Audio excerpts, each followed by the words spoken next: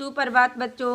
बेटा आज करेंगे हम अध्याय नंबर 6 के प्रश्न उत्तर। आज सारे ही कर लेते हैं।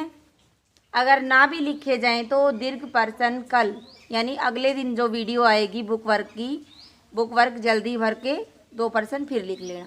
ये मत कहना कि एक दिन में ज़्यादा राइटिंग वर्क आ गया। ठीक है, पीडीएफ तो आज ही दूंगी, काम अगले दिन कर लेना। प्रश्न नंबर 1 है, अति लघुत्तरीय में देखिए, शल्य कौन थे? तो शल्य मद्र देश का राजा था और युद्ध में कौरवों के पक्ष में था। कर्ण कौन थे? तो कर्ण सूत पुत्र था जिसे दुर्योधन की कृपा प्राप्त की थी।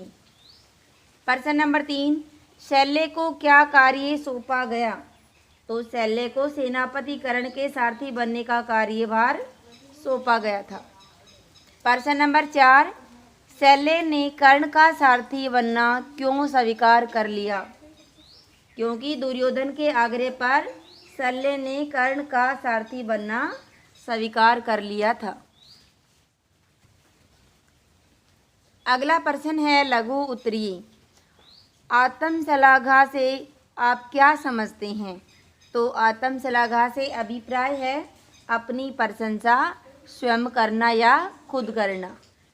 प्रश्न नंबर 2, कर्ण के प्रलाप में आत्मश्लाघा का प्रकटीकरण किस प्रकार था?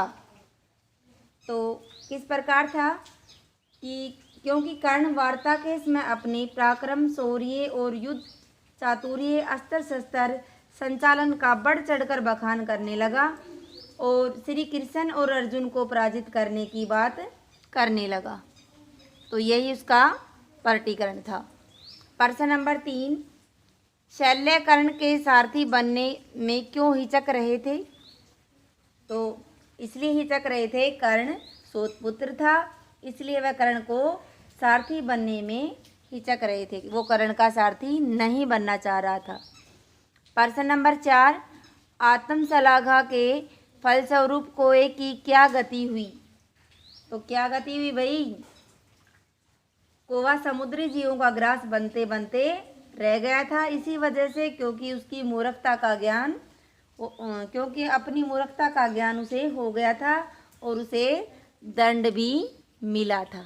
यही तो गति हुई है उसकी, जब वो घमंड के मारे मर रहा था तब। अब आते हैं जी दीर्घ उत्तरीय प्रश्न। पहला प्रश्न है भाई, कौवे ने किस प्रकार आत्मश्लाघा का प्रदर्शन किया? विस्तार पूर्वक बताइए। यानी कि कम से कम 50 से 55 शब्द तो होने चाहिए। तो उत्तर सुनो भाई, इसका क्या होगा? कौवा व्यर्थ ही अहंकार वंश अपनी असामान्य सामर्थ्य का वर्णन करने लगा जिसका वास्तव में से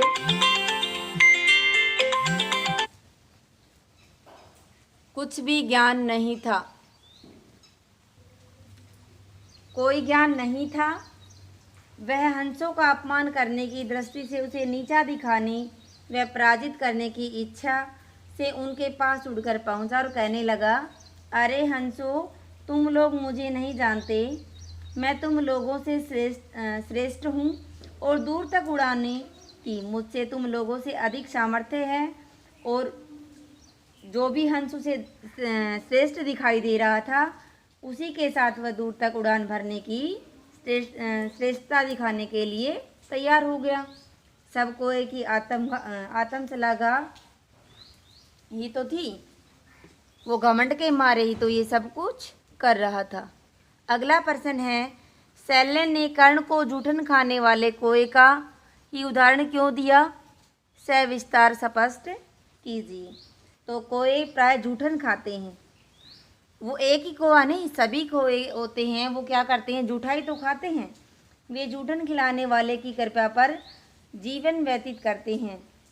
कर्ण के पास अपना कोई राज्य न था। पांडवों के प्रति उसकी घृणा देखकर दुर्योधन ने उसे अपने पक्ष में सम्मिलित कर अपने अधीन के एक राज्य का कार्यभार सौंप दिया था। राजा बनने पर कर्ण की स्थिति जूठन खाने वाली ही थी, उस कौए की सम्मानी तो थी। इस प्रकार शल्य की दृष्टि में वैश्यपुत्रों द्वारा पोषित कौए और दुर्योधन द्वारा पोषित कर्ण में कोई अंतर न था।